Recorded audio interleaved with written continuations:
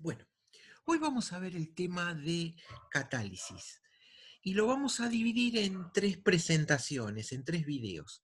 La primera introductoria, donde vamos a hablar un poco de la perspectiva histórica y de los aportes actuales, en qué se está trabajando fundamentalmente en el área, de manera muy general.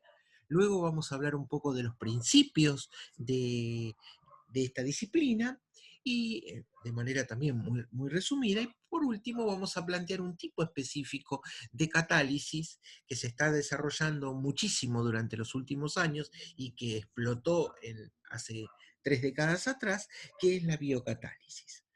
Bueno, en la Edad Media, los temas asociados a la química eran manejados por un grupo de personas conocidas como los alquimistas. Se conocía que la presencia de algunos elementos en una mezcla hacía que la obtención de productos, eh, muchos productos nuevos necesarios para el hombre. Se permitía obtener muchos productos relevantes, ¿sí? E interesantes. Se desconocía la naturaleza del fenómeno. Se intentó entonces transformar metales comunes como el plomo y el hierro en oro. Y eso se hacía o se pensaba hacer a través de una sustancia, obviamente un catalizador. A esa sustancia, nacida de la imaginación del hombre, se la llamó la piedra filosofal. Obviamente fracasó, pero la catálisis no se limitó a los alquimistas, sino que muchos procesos catalíticos, aunque desconocidos en su esencia, se vinieron realizando a lo largo de la historia de la humanidad. Ya a los 5000 años antes de Cristo se conocía la fermentación del vino, la reacción enzimática en la cual una enzima transforma selectivamente los azúcares en alcohol. También los egipcios descubrieron la manera de fermentar pan con levadura de cerveza. Los propios alquimistas en la Edad Media llevaban a cabo algunas reacciones catalíticas para producir compuestos como por ejemplo el ácido sulfúrico. Eh, Se conocían minerales como por ejemplo el sulfato cúprico, que se lo conocía como vitrolo azul, y de la descomposición de estas sales en presencia de agua se obtenía ácido sulfúrico, por primera vez en el siglo VIII. La hidrólisis de grasas animales para la manufactura de jabón, utilizando catalizadores de cenizas de madera, que son ricas en óxido de potasio, catalizadores básicos eficientes. Se conocían las famosas fábricas de jabón de Marsella, que se establecieron en el siglo XIV. Eh, este jabón se fabricaba tradicionalmente con aceite de oliva e hidróxido de sodio provenientes de cenizas de árboles. Bueno, todo eso, digamos, podríamos decir en la prehistoria de la catálisis, pero ya en el siglo XIX comenzaron a hacerse estudios mucho más relevantes. Por ejemplo, Terán observó la descomposición de agua oxigenada al adicionar metales. Davy reportó que un hilo de platino en contacto con alcohol se ponía incandescente, a la vez que aparecía simultáneamente un olor muy agrio, que se descubrió posteriormente que era ácido acético. Fusineri hizo estudios interesantes y encontró un lazo entre la absorción y la reacción química. Estos fueron los primeros estudios que ya dieron importancia a la heterogeneidad de la superficie para producir catálisis heterogénea. Se encuentra en bibliografía la primera patente para la oxidación de dióxido de azufre catalizada por esponja de platino. Faraday, por su parte, hace mención al fenómeno de envenenamiento de los metales. Y Berzelius introduce el término catálisis. Berzelius nos dice que se ha probado que algunas sustancias, tanto simples como compuestas, solubles o insolubles, tienen la propiedad de ejercer sobre otras sustancias un efecto muy diferente a la afinidad química. A través de este efecto, ellas producen descomposición de elementos de esas sustancias y diferentes recombinaciones de estos elementos, de los cuales ellas pertenecen, o ellos, separados. Yo llamaré fuerza catalítica a esta propiedad, y la descomposición de estas sustancias por esta fuerza que llamaré catálisis. Ya en el siglo XX surgen otras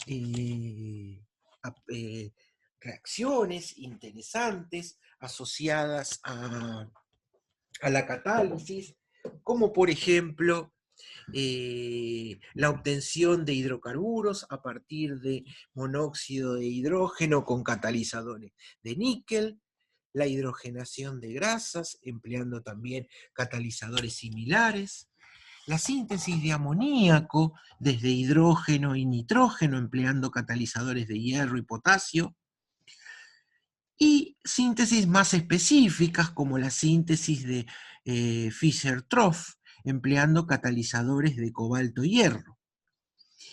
El proceso de Fischer-Tropsch es un proceso químico para la producción de hidrocarburos líquidos, gasolina, queroseno, gasoil, y utiliza como material de partida un gas de síntesis, un gas que es una mezcla de monóxido de hidrógeno. Fue inventado por los alemanes Franz Fischer y Hans Tropsch en la década de 1920. Sin duda, los grandes aportes en el siglo XX lo dio la industria petroquímica. ¿Se acuerdan cuando vimos los distintos tipos de industria que hablábamos de procesos optimizados en esa industria? Bueno, no de bajo de consumo de energía, porque en general los procesos catalíticos requieren de altas temperaturas y de altas presiones. Pero bueno, veamos algunos ejemplos, mencionémoslo. El craqueo catalítico de petróleo. Craqueo es ruptura, ¿sí? Y consiste en refinar el petróleo. Es la descomposición térmica de los componentes del petróleo en presencia de un catalizador, con el propósito de romper catalizadores más pesados, ¿sí? Y convertirlos en hidrocarburos más livianos. Para ello se desarrolló un excelente catalizador que es un sílico aluminato del tipo zeolita, llamado faujasita. Los procesos de reformado, el reformado catalítico empleando catalizadores de paladio y níquel. El reformado es un proceso químico de refinado de petróleo para producción de nafta, de gasolina. Su objetivo es aumentar el número de octanos de naftas. Con Diego verán detalles de esto más adelante. Esto se consigue mediante transformaciones de hidrocarburos, por ejemplo, parafínicos en isoparafínicos, ¿sí? Es decir, de cadena lineal en cadena ramificada. Estas reacciones se producen en presencia de permiten obtener hidrógeno, que es un subproducto valioso en este proceso y que posteriormente se utiliza en la misma industria petroquímica. Bueno, la hidrogenación de benceno a altas temperaturas y presiones, que lo vimos, ya que el cicloxano obtenido es una sustancia muy valiosa en la producción de nylon y de ácido adípico. Todo esto lo hemos visto. El cicloxano se utiliza para fabricar ácido adípico y la cicloxanona, que es un producto intermedio, que se obtiene por oxidación selectiva del cicloxano, sirve para fabricar nylon. Muy importante también son los procesos asociados a la polimerización. Por ejemplo, los catalizadores de Seeger y Nata. Si bien la polimerización, la fabricación de polietileno, ya se conoce desde el año 1933, dada por las patentes que publicaron Gibson y Fassett, Este proceso se realizaba a muy alta temperatura, 1400 bares de presión y a 170 grados centígrados de temperatura en un autoclave. El aporte de Seeger y Natta fue fundamentalmente diseñar catalizadores, entre los cuales podemos destacar los de titanio, también de circonio y de jasmio, que recibieron en 1963 el premio Nobel por dicho aporte y permite hacer esta reacción a presión normal. Procesos de hidrodesulfurización destinado a eliminar el azufre que se encuentra en fracciones de petróleo. Este azufre se encuentra combinado, como por ejemplo formando tiofeno o dibenzotiofeno.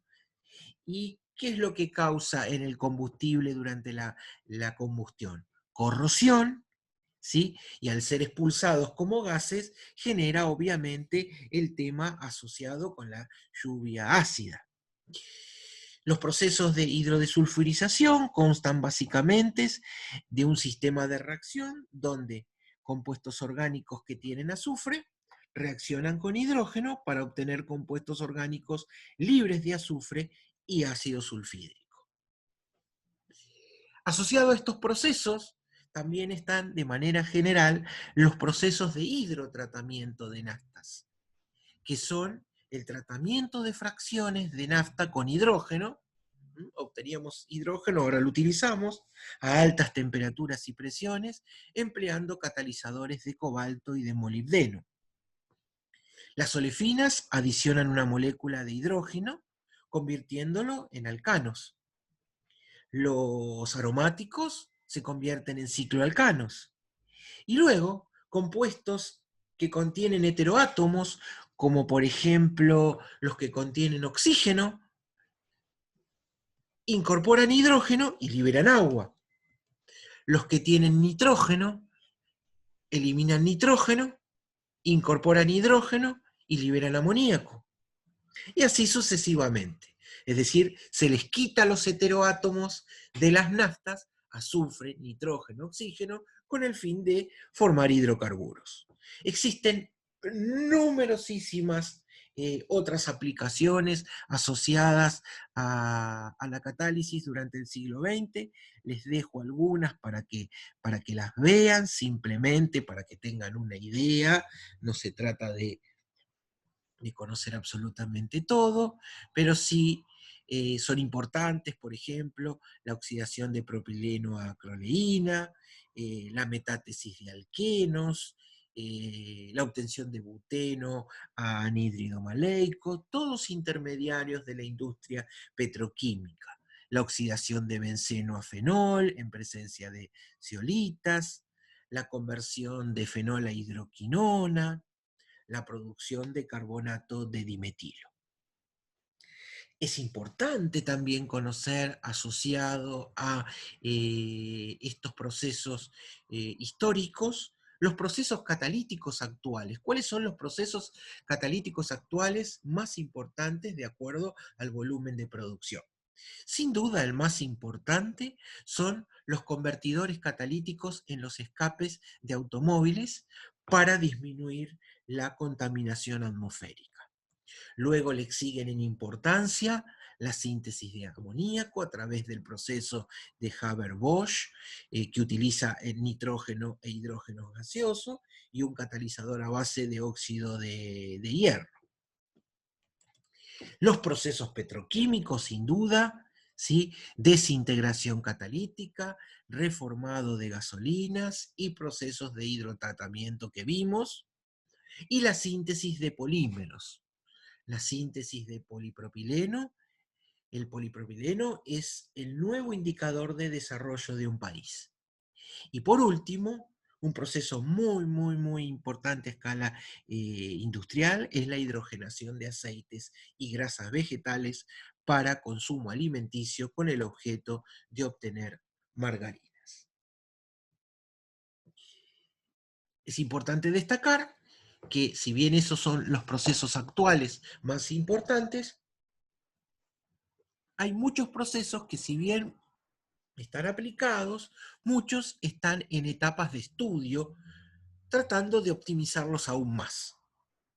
Por ejemplo, combustibles para transporte reformulados, que tengan menor cantidad de componentes aromáticos y volátiles, desarrollo de automóviles que funcionen con metanol, síntesis en un solo paso de productos de interés como aromáticos desde moléculas muy simples como etano, fenol desde benceno, eso es muy conocido, acroleínas desde propano, muchísimos estudios asociados al desarrollo de nuevos catalizadores, funcionalización de alcanos de bajo peso molecular, desarrollo de catalizadores quirales, robustos, porque fallan en general los soportados, desarrollo de procesos que utilizan dióxido de carbono como reactivo, rutas de síntesis más eficientes para abaratar los costos de la industria farmacéutica y química fina, ahí entramos mucho nosotros, desarrollo de enzimas modificadas, también microorganismos o plantas transgénicas, con el objeto de producir verdaderas biofábricas, obtención de polímeros biodegradables. En relación a procesos limpios en estudio, desarrollos de procesos que no generen residuos, esto está muy asociado a la química y a la ingeniería verde, reemplazar líquidos corrosivos por catalizadores sólidos, desarrollar procesos que requieran menos consumo de catalizador, minimizar productos peligrosos. Bueno, y acá terminamos con esta primera parte que fue muy descriptiva, pero no deja de ser importante. Y en la próxima presentación vamos a hablar un poquito de los fundamentos de la catálisis, pero de manera muy sencilla, también para que tengan una visión general. No, esto no es un curso de catálisis, sino que es un curso básico de química sustentable donde distintas disciplinas aportan sus cosas.